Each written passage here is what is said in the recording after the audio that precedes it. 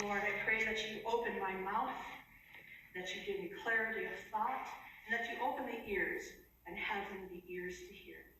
And we pray this in your name. Amen. So, because I am a seminarian intern, I do not preach every Sunday. I have the luxury of beginning to work on a sermon ages ago, February 9th to be exact, when I first discovered which Sunday I was going to preach. However, between February and March 22nd, as you know, a lot has happened in the world. I had grand plans about what this morning would look like. I would be preaching in front of the sanctuary, and some of my most loved people would be looking at me and supporting me from the pews. How impossible it was for me to imagine that instead of that scenario, I would be preaching to a screen with just a couple of people in my physical location. And although my loved ones are on the other side of the screen, just a sound wave away, I have no idea when next I will be able to give them hugs or high fives or even just share a meal with them. Just like my ideas about what this day would look like were upended, Jesus had a way of upending people's suppositions, presuppositions, ideas, and even theologies. Throughout the Gospel of John, we see this motive emerging as Jesus as light of the earth. This passage is just one of many. Now, for those of you who might not know what a motif is, I'll give an example. I want to present to you Beethoven's Fourth. Dun dun dun dun. Dun dun dun dun. Dun dun dun dun dun dun dun dun dun dun. It is perhaps one of the most recognizable ideas of motifs in music. And John was a man after Jesus' own heart, or after Beethoven's own heart, as he returned over and over to this motif of Jesus as light of the world, using it in interesting and unique ways. So the question that we ask is this: what exactly was Jesus illuminating in this particular passage? Let us read part of this passage again. As long as I am in the world, I am the light of the world. When he had said this, he spat on the ground and made mud with the saliva and spread the mud on the man's eyes. As we read the passage, we hear the disciple talking about a blind beggar who is alongside the road. Now, imagine, if you would, the story from the point of view of the blind man, just for a moment. We don't know how old he was. We do know that he'd been born blind and he was an adult. Begging was a fact of life for him. There were not many ways that he could have supported himself at this time. And so each day he would come and set himself up close to the pool of Siloam and hope that a passerby would take enough pity on him to drop a few spare coins. Perhaps it had been a long day, much like many long days he had experienced in his life. Not much changed for him. His life was a life of darkness. If he was very lucky, his friends and family helped him get around. But he did not live an easy life. As he is sitting by the pool, he becomes aware of a conversation. Wait. I think they are talking about me. The voices come closer, and just as he becomes certain that they are indeed talking about him, he hears someone spitting, and he feels wet, spitty mud being put on his eyes. Now, I just want to take a minute here and say that I don't know about you, but I admire the aplomb of that beggar who takes Jesus putting muddy spit on his eyes with such equanimity. I couldn't have done that. The disciples and the Pharisees, I might add, believed that the man must have been born blind because it was a punishment for sin. Imagine with me for a minute the strangeness of the scene. There is nothing that gives us any indication that the blind beggar was hard of hearing, yet the disciples were talking about him as if he weren't even there. Perhaps the blind man was used to hearing this kind of speculation going on around him. After all, by this point in history, people who suffered from blindness or any other infirmity were considered to be impure or unclean and were excluded from most temple life and most community life.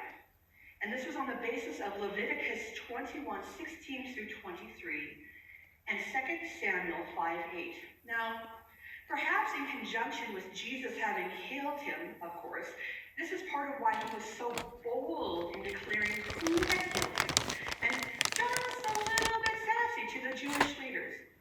Maybe we can give his parents a little leeway for, in essence, throwing him to the wolves, as he had already been excluded and from much of the religious community, from much of religious life. And in comparison, they have a lot more to lose. In reading N.T. Wright, he explains that this kind of thinking, the idea that sin must cause bad things that happen to people, is in at least partly because of a belief in God's justice. Now hear me out. People want to believe that if God is really all-powerful, really all-knowing, really all-loving, and all-fair, then things like blindness, paralysis, poverty, pandemics don't just happen for no reason, because that would be unfair.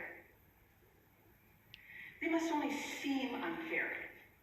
There must be some secret sin somewhere. And if we are completely honest, there is a part of us that wants to believe this, that wants this to be true. It's like carrying a talisman. If we have a mostly easy life, we must have done something good to deserve it. And those who don't have a mostly easy life must really deserve the difficulties in their life. This is all very convenient when or if our life is going well. When you're happy, healthy, reasonably wealthy, or at least you can put food on your table, things are great. But what happens to your faith when suddenly you lose your health or your job? When 1 week you are worshiping in church with your friends, and the next week you're worshiping over internet due to social distancing in the face of a pandemic. Now, as we read Jesus' response, I don't want to set us up for another false dichotomy. The blindness of the man had nothing to do with either his or his parents' sin. But may I also warn that we don't want to do weird stuff with what Jesus was saying. It is such a short step from saying there is that the man was blind so Jesus could perform his miracle, to saying God causes suffering and misery. God assigns people to experience all sorts of difficulties or even evil. If we do that, we miss the point. We completely lose sight of what John's Jesus is really doing, which is really just taking advantage of an opportunity provided. He is acting out a living parable in keeping with this recurring motive. Remember, dun, dun, dun, dun, of Jesus as light of the world. Just like Beethoven used every conceivable way to insert his motif into his Fourth Symphony, even turning it upside down at times, John used every opportunity to bring home his theme of darkness in the world and the need for light. This time he went quite graphic with a person that was confined to darkness every moment of every day.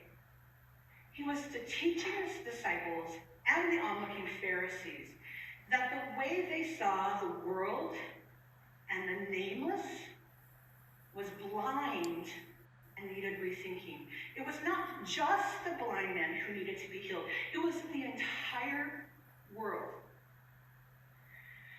For the Pharisees, and indeed the disciples to perhaps a lesser degree, they could not perceive of a Messiah like Jesus, one who broke the law, in their estimation, by healing and working on the Sabbath. Yet Jesus was showing himself to be one who came for the nameless, the cast aside, those people who were barely thought of as human. Last week we read the story of another nameless woman, the woman at the well. The one who went out of her way to get water in the middle of the day to avoid everyone.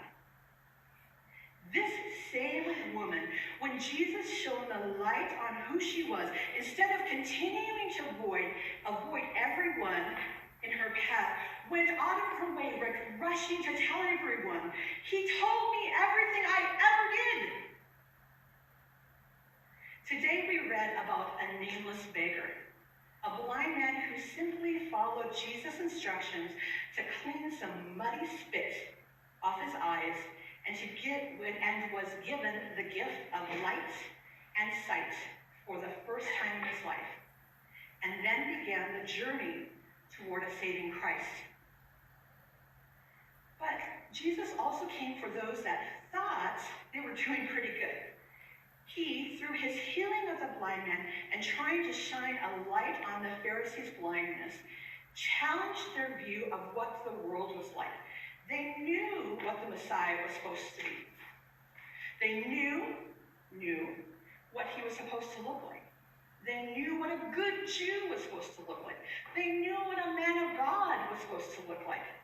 And Jesus challenged that knowledge, that worldview. It can be a very scary thing to have our worldview challenged and turned upside down.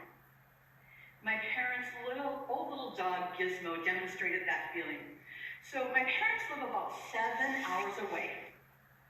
It's a long drive for me. And when I was younger, I would go to visit them. I would leave when I was done with work in the evening. And so I would have him arriving fairly late at night. As a result, one time, I was getting in particular late. It was the wee hours of the morning. And I was trying very, very hard to enter quietly. I left some of my stuff in the car so I wouldn't have things banging on the doors. And I quietly opened the door. I made sure not to turn on any lights so I wouldn't wake anybody up because of the lights. And yet, in all my quietness, one creature in the house still heard me. Gizmo. As I was walking into the living room, all of a sudden, here comes Gizmo trotting out to see what is going on. Now, you need to understand that Gizmo was my pal. She was my buddy. She loved me, and we had fun when I would visit. We would stay up late and play when everybody else had gone to bed, especially when she was a puppy and was the cutest little creature on the planet. She was a Shih Tzu. They are adorable babies. However, when I arrived, Gizmo took one look at me and started maniacally barking. Bark, bark, bark, bark, bark, as only a small dog can do. She raced back into my parents' bedroom. She hid under the bed and continued to keep barking at the top of her lungs. Now, I am sure you are not surprised to hear that I was unsuccessful in my attempts to not wake up my parents. Yet, even with the lights on, Gizmo refused to see who I was. She refused to recognize me, even in the light, and continued to bark her head off and hide under the bed. All because she was afraid and knew that certain things were true. In her world, people didn't come in at the middle of the night. People didn't leave the lights off. People didn't sneak. And so I was very scary. I'm not entirely sure that she ever forgave me fully for scaring her in the middle of the night. Yet the story shows us how in the dark, even the familiar things, the loved things can be terrifying. I am convinced This is a part of why the Pharisees had such a difficult time recognizing Jesus for who he really was. I smile a little bit every time I read the blind man's words to the Pharisees. Why do you keep asking me this story? Do you want to be his disciples too? All they would have had to do was acknowledge their need, to believe their eyes, and accept their own ignorance and blindness. But the challenge to their worldview was too great. We live in a time where we have unprecedented scientific knowledge. We live every day with things that would easily have seemed just like so much science fiction not many years ago. It would be easy to forget about God for a moment and to believe only in science. To stuff our fears and our uncertainties deep down and pretend that they don't exist. But we have a caring God who not only wants to shed light into our difficult moments, he is also our shepherd, as we read in Psalm 23 today, and he is eagerly waiting to calm our streams. In this much-loved psalm, we are assured that God is both light for our darkest moments and a shepherd who calms those troubled streams. This is meaningful because even the sound of a burbling stream would scare the sheep so much that they would refuse to drink. So as we hunker down in our homes, as we face very real uncertainties that many of us didn't really believe could or would come into our life, let us not forget to drink from the streams that Jesus provides. Through this Lent season, we have an overarching theme of traveling. As Jesus is traveling the path towards the cross, the blind man is traveling the path towards light and salvation. And we too have a path to travel. It's not quite clear where we're going. And it's not quite clear where we're going to end up, either as a country, a community, a world. And it's not quite clear what opportunities God is going to take in his continuing work to bring a light to our world. But may we participate eagerly in this journey as quietly and simply as a blind man following Jesus each step. Oh God, opener of our eyes, bringer of light, may we join you in being a light in our world. Give us a heart for those the world rejects, who get lost in the cracks and darkness. Shine your light on our paths as we try to figure out what is next in our new and confusing time. Amen.